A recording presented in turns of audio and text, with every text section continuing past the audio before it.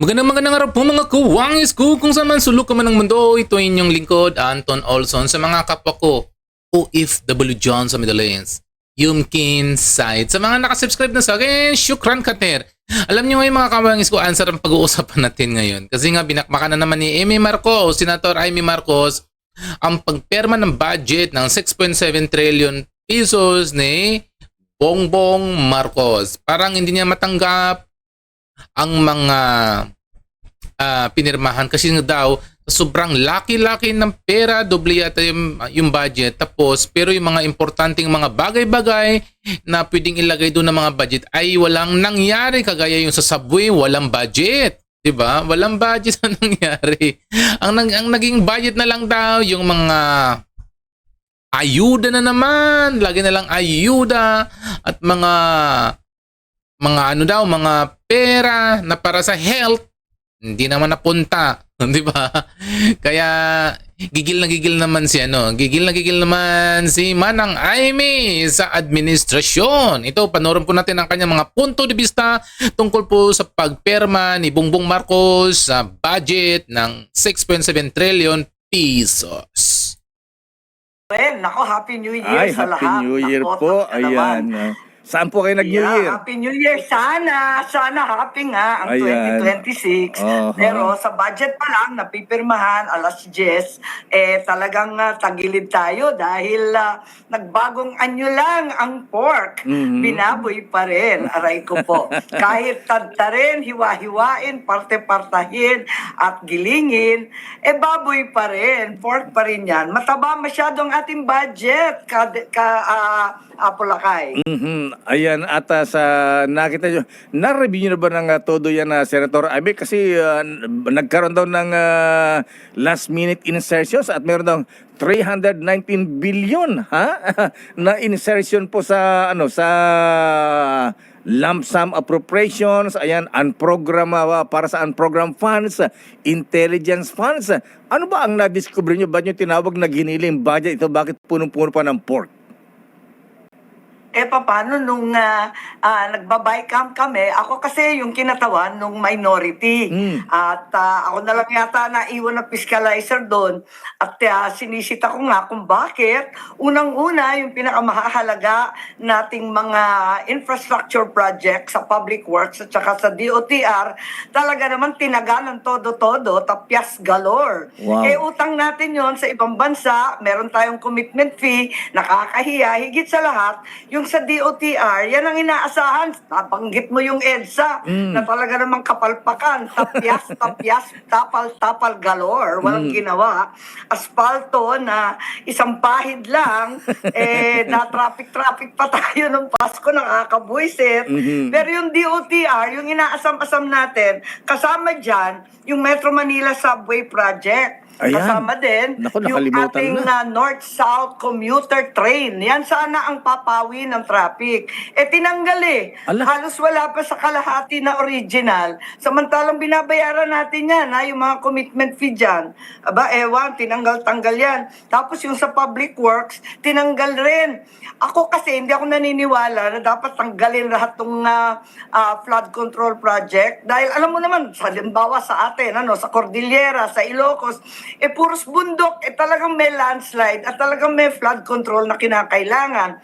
Pero, ang nangyari, imbis na i-prosecute at hulihin, ikulong lahat ng mga nag-flood control scam, tinigil pati itong mga commitment natin sa abroad. Kalaki-laki ang kasama dito, yung Metro Manila Pumping Project. Ibig sabihin, yung Malabon, butas, wala na pag-asa. Naku, mahirap talaga yan kasi yung mga pump natin, di na nga umaandar. Maliban doon, kung ano-ano pa, yung Pasig, Marikina Spillway, isa pa yan. Panahon pa ni tatay ko, andyan ang pinag-uusapan. Tinanggal na naman. Wala na rin pag-asa yung Cavite-Bataan Bridge, yung Negros Bridge. Naku, lahat yan tanggal. Kung tinatapyasan, ang tanong, saan naman napunta? Eto na. Sana maganda. Maganda sa itsura. siniling eh. Kasi pork pa rin. Ayan, unang-una, maganda sana yung mithiin na dagdagan yung classroom. Bonggang-bonggang dinagdagan ng 85 billion. Ayan, ang laki-laki, no? Pero sino magpapatayo? Balik na naman tayo sa Ayan. DPWH. Alam natin, 22 classrooms lang yun. Nakakatawa kundi nakakaiyak. Ayan naman. Mga NGO na wala naman experience. Mabuti kung Chinese chamber yan, hindi naman. Mga NGO na affiliated pa sa politiko, hello. At mga LGU na yung iba umaaray dahil hindi naman daw nila kaya. Tapos, maganda sana, education, agriculture, health. Yung agriculture naman, sangkatutak naman ang dinagdag sa ating farm-to-market road. 16 billion, naging 33 billion. Higit pa sa doble. O anong ibig sabihin nun? Lakay Deo, di ba sa atin, ang farm-to-market road ay tinatawag bakit dala? Ewan ko, talaga naman di mo maintindihan kung saan napupunta. Ganun nga, tapos sa agriculture naman, maganda sana,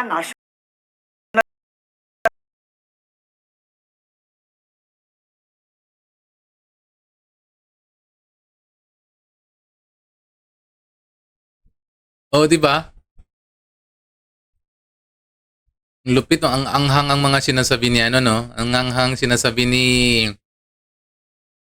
Amy Marcos.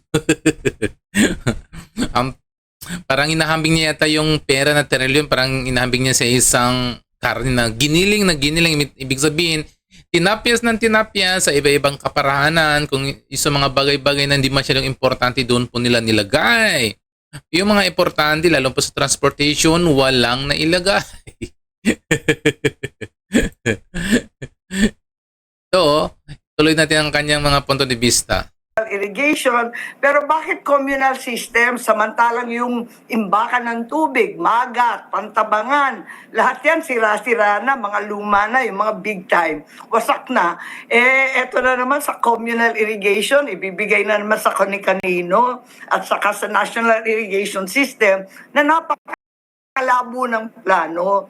Higit sa lahat, maganda guys, health. Pero magtataka ka, imbes na palalakihin yung ating mga ospital, dagdagan yung gamot, gawing libre yung mga indigent na totoo, naging puro infrastructure, pagpapatayo ng mga kung ano-anong health facilities na kaya naman ng ating LGU at saka hindi kaya ng public works. Bakit dinagdagan niya ng bababa ng performance? Higit sa lahat, talagang lumobo yung MAIFIP. Naku, yung MAIFIP. Bonggang-bonggang ayuda to death. Ano ba to? Puros ayuda. Pati yung sa agriculture, may bago ngayon. Never heard to, ha? Sumulpot lang to sa BICAM, kaya naghihiyaw kami. Presidential Assistance to Farmers. Nako ha. Wow. Biglang sumulpot, tumataginting na 10 billion. Saan kaya mapupunta yan? Tinatanong ko nga, may extra 10 billion na ayuda. May AIX na, may tupad na, may MAIFIP na, may kung ano-ano pa. Meron na naman bago. Ito na naman, Presidential Assistance to Farmers. Di natin pinagkakait ang tulong sa magsasaka kasi O ayan mga kawangis ko, talagang mas malinaw sa sabaw na talagang hindi niya gusto pong nangyayari sa gobyerno. Pinapakbakan niya naman siya si BBM Marcos kasi daw yung mga pera na pwedeng ipunta doon sa mga importanteng mga proyekto ay hindi na ipupunta. Na ipupunta doon halos lahat na lang sa mga ayuda. Parang wala rin pagbabago. Kung ganyan mangyayari, walang patutunguhan ng bansang Pilipinas. Kasi unang-una, ang dami mga importante. Ang tagal na yan sa buwan na yan kung hindi pa nila bibigyan ng hindi pa nila bibigyan niya ng pondo. Wala. Abutan na ng 48 years, hindi yan tatakbo. Pati ang mga, lalong-lalo pang mga importante, yung healthcare system natin doon sa Pilipinas. Kaya dapat laging may pundo kasi yung mga taon mga sa laylayan, hirap na pong makabili ng mga gamot, ang pa-hospital. O di ba mga kawangis ko? So ayan muna mga kawangis ko. Sa ngayon, masalamin. Babay mo na sa ngayon.